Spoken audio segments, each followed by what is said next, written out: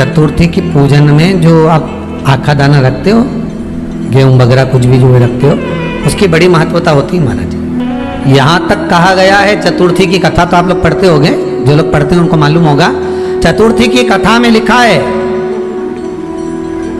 चौथ माता के व्रत में वर्णन किया गया है कि वो आखा दाना जो रखा जाता है, मान लो कोई जरूरी काम होता है तभी आखा दाना को रखा जाता है, संभाल के रखते हैं कि हम इस काम के लिए जा रहे हैं और हमारा ये कार्य सफल होना चाहिए।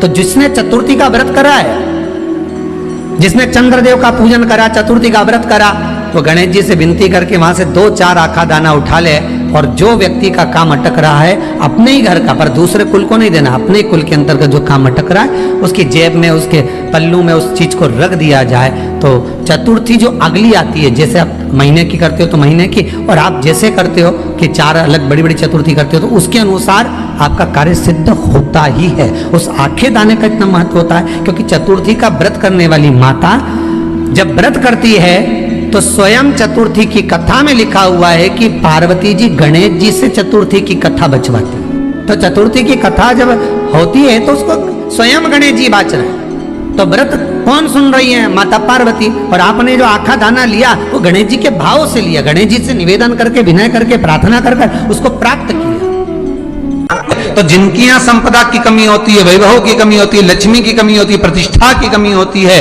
धन की कमी होती है, उसके लिए बुधवार के दिन अगर शंकर पर 1 लोटा पानी चढ़ाया जाता है तो जिन लड़कियों का विवाह नहीं हो रहा, जिन बच्चों का विवाह नहीं हो रहा, उन बच्चों के भी विवाह हो जाते हैं। हमारा वृद्धि से मतलब होता है जिस कन्या या वर का विवाह नहीं होता, 40 साल हो गए या 30 साल हो गए, या जब 28 के बाद में लड़का लड़की क्रॉस हो जाए कि 29 में, 30 में, 32 में, 34 में, 40 तक पहुंच गए और विवाह नहीं हो रहा, तब बेलपत्री के जो पेड़ होता है, वृक्ष होता है, उस वृक्ष की जो डाली होती है, उस डाली के मनकों से जो माला बनती है, बाजार में भी मिल जाती है बेल की माला, उस माला को भगवान शंकर को समर्पित कर कर बेलपत्री के वृक्ष के नीचे बैठ कर भगवान शंकर का पंचाक्षर मंत्र का जाप करना है। कौन सा मंत्र है?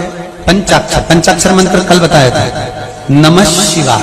अगर रसोई घर से भोजन में तुलसी डलकर अगर ठाकुर जी के सामने वो थाली रखी तो ये पक्का है वो थाली ठाकुर जी नहीं जीमेंगे, क्योंकि उसमें तुलसी रखी हुई आई है।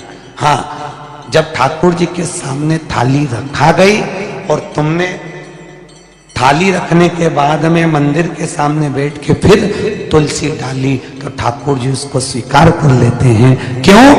क्योंकि 33 करोड़ देवी देवता एक जगह पर विराजमान हैं।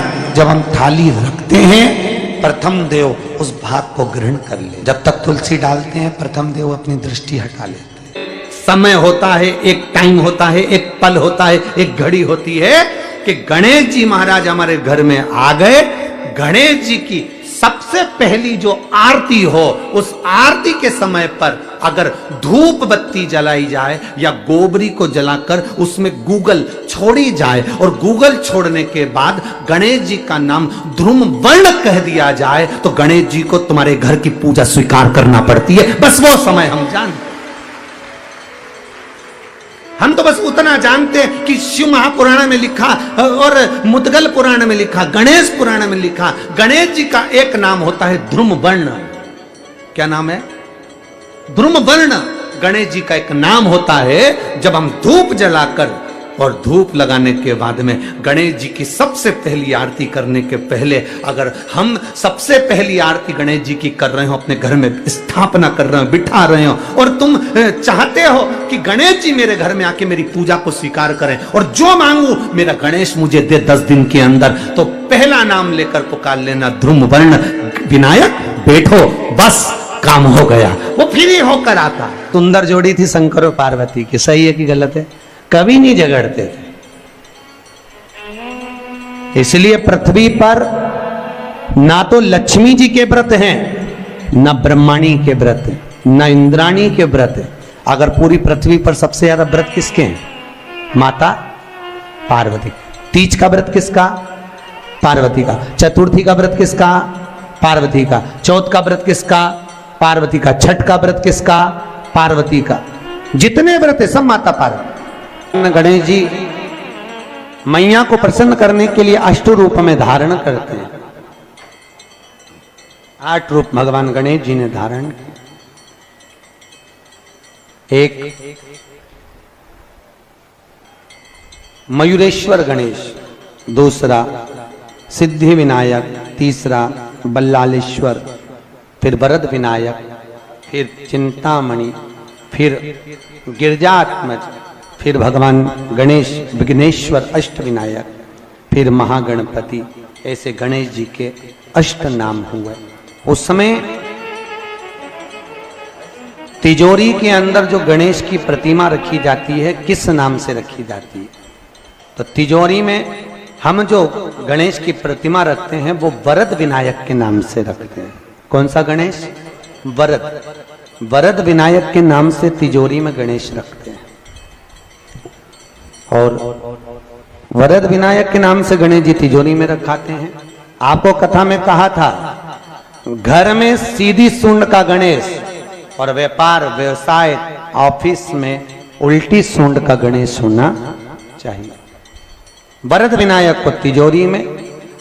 जब मकान का गृह प्रवेश होता है तो गणेश जी की पूजन जो दरवाजे पर करी जाती है उसे सिद्धि विनायक गणेश कहते हैं। कौन सा गणेश?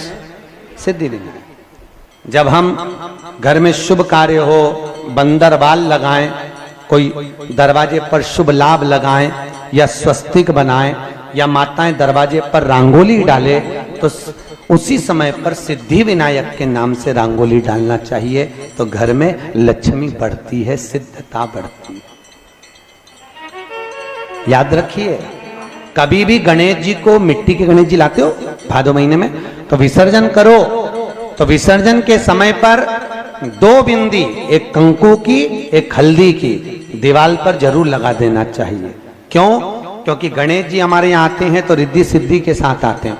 पर जब गणेश जी जाते हैं, अगर हम बिंदी नहीं लगाते हैं तो गणेश जी अपनी रिद्धि सिद्धि को साथ में लेकर चले जाते हैं। पति के साथ पत्नी वापिस चली जाती है। जब हम बिंदी लगाते हैं तो उसका मतलब होता है कि हमारे घर की बहू हमारे घर में रहे, बेटा भले भ्रमण के लिए जाए। तो गणेश जी जाते हैं, रिद्धि सिद्धि घर में रह जाती है। इसलिए रिद्धि सिद्धि को घर में रखने के लिए 2 बिंदी लगाना चाहिए, एक कुंकू की, एक हल्दी। रिद्धि सिद्धि। गणेश जी की प्रियता है दुर्वा। क्या प्रियता है? दुर्वा। कितनी दुर्वा गणेश जी को समर्पित करी जाती है? मात्र 5। कितनी? आज के जमाने में लोग गट्ठा बनाकर चढ़ा दें, वो अपनी जगह पर। 5 दुर्वा पंचम इंद्रियों को वश में करने के लिए और भगवान के 5 जो स्वरूप हैं उनको अपने भीतर उतारने के लिए 5 दुर्वा। और दुर्वा में भी 3 गांठ। जब दुर्वा समर्पित करी जाती है तो उसमें नीचे दुर्वा की डंडी पर गांठ रहती है, 3 छोटी छोटी गांठें होना चाहिए। चतुर्थी का जो व्रत करने वाली होती हैं, जो चतुर्थी का पूजन करने वाली होती हैं, उनके भीतर का एक भाव होता है कि जैसे ही शाम का समय आए चंद्रदेव का पूजन करें। चंद्र जब प्रकट हो जाए, कलश भर लिया, उसके नीचे आखा दाना रख दिया, चावल गेहूं जो भी आप रखते हो पूजन के लिए, ऊपर पात्र आदि रख दिया, जलाशय, फिर अपन ने घी का दिया लगाकर पूजन भी कर ली। तो जो चतुर्थी का पूजन करने वाली होती है, जो चतुर्थी का नियम व्रत धारण करने वाली होती है, बड़ी बड़ी चतुर्थियां करती हैं या उसका नियम धारण करती हैं, तो चतुर्थी का जो पूजन करती है वो किस चीज के लिए? केवल संतान, पुत्र, परिवार, हमारा कुटुंब, हम जिस कुल में हैं, हमारा कुल वैभव की ओर बढ़े, संपदा की ओर बढ़े और उसकी आयु बढ़े, उसकी आयु बढ़े, वैभव बढ़े। बहुत ध्यान दीजिएगा महाराज। चतुर्थी की पूजन में जो आप आखा दाना रखते हो, गेहूं वगैरह कुछ भी जो रखते हो, उसकी बड़ी महत्वता होती है महाराज। यहां तक कहा गया है, चतुर्थी की कथा तो आप लोग पढ़ते होंगे, जो लोग पढ़ते हैं उनको मालूम होगा। चतुर्थी की कथा में लिखा है, चौथ माता के व्रत में वर्णन किया गया है कि वो आखा दाना जो रखा जाता है, मान लो कोई जरूरी काम होता है तभी आखा दाना को रखा जाता है, संभाल के रखते हैं कि हम इस काम के लिए जा रहे हैं और हमारा ये कार्य सफल होना चाहिए। तो जिसने चतुर्थी का व्रत करा है, जिसने चंद्रदेव का पूजन करा, चतुर्थी का व्रत करा, वो गणेश जी से विनती करके वहां से 2-4 आखा दाना उठा ले, और जो व्यक्ति का काम अटक रहा है अपने ही घर का, पर दूसरे कुल को नहीं देना, अपने ही कुल के अंतर्गत जो काम अटक रहा है उसकी जेब में, उसके पन्नू में उस चीज को रख दिया जाए। तो चतुर्थी जो अगली आती है, जैसे आप महीने की करते हो तो महीने की, और आप जैसे करते हो कि 4 अलग बड़ी बड़ी चतुर्थी करते हो, तो उसके अनुसार आपका कार्य सिद्ध होता ही है। उस आखे दाने का इतना महत्व होता है, क्योंकि चतुर्थी का व्रत करने वाली माता जब व्रत करती है तो स्वयं चतुर्थी की कथा में लिखा हुआ है कि पार्वती जी गणेश जी से चतुर्थी की कथा बचवाती। चतुर्थी की कथा बाची किसने थी? स्वयं गणेश जी महाराज ने। और सुनी किसने थी? माता पार्वती। बाचने वाले गणेश जी थे, सुनने वाली माता पार्वती।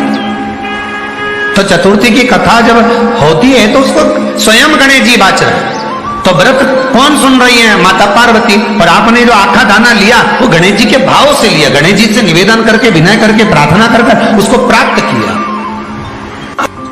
जितने आस्था चैनल पर कथा सुन रहे हो, जितने फेसबुक और यूट्यूब पर सुन रहे हो, और जितने इस छत्तीसगढ़ की पावन धरा पर बैठकर सुन रहे हो, बहुत सावधानी से सुनना।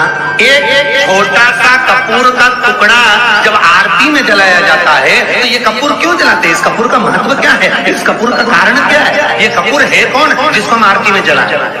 क्या जरूरत इस कपूर को आरती में जलाने की? क्या जरूरत इसको यज्ञशाला में जलाने की? क्या जरूरत है इस कपूर को पूजन में जलाने की? स्वयं गुरु बाबा कहते हैं, यदि कोई आरती में, पूजन में, घर में एक कपूर का टुकड़ा आरती के बाद में जब समर्पित करेगा तो उसको अश्वमेध यज्ञ का पुण्य प्राप्त हो जाएगा। अश्वमेध यज्ञ के पुण्य को पाने के लिए कपूर का टुकड़ा आज भी आरती में जलाया जाए।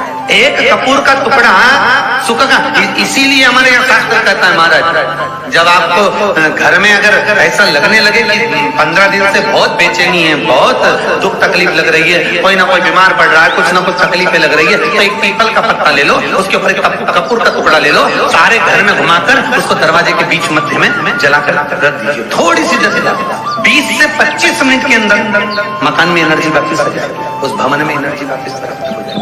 20 से 25 मिनट के अंदर एनर्जी वापस। लग रहा है कि यहाँ नेगेटिव है तो उसको पॉजिटिव बनाया जा सकता है। रात को 12 बजे शंकर जी के मंदिर में शिवलिंग पर चढ़ी हुई बेलपत्री को उठाकर शंकर मंदिर का शिखर देखकर चबा चबा कर खा लीजिए। आपके पांव के घुटने बदलने की जरूरत नहीं पड़ेगी, ऑपरेशन की जरूरत नहीं।